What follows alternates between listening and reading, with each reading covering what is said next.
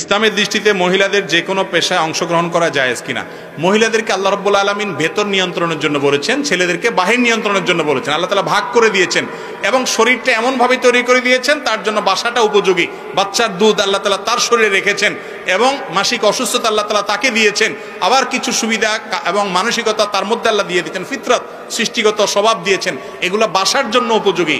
এখন আজকের দুনিয়া বলতেছে না না, ঘরতে বাইর করে ফেলা মহিলাদেরকে।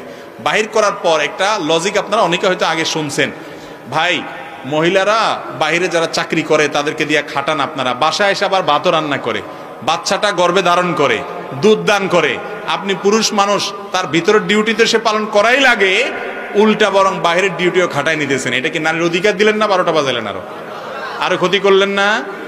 মনে রাখবেন, মহিলাদেরকে বাসা রাখবেন সম্মানের সাথে। হ্যাঁ, কোনো মহিলা যদি বাসা কাজ করতে চায়, কাজের ব্যাপারে নিষেধাজ্ঞা নেই, তিনি নিজের জায়গা থেকে কাজ করবেন। বাসা থেকে মানে এই না যে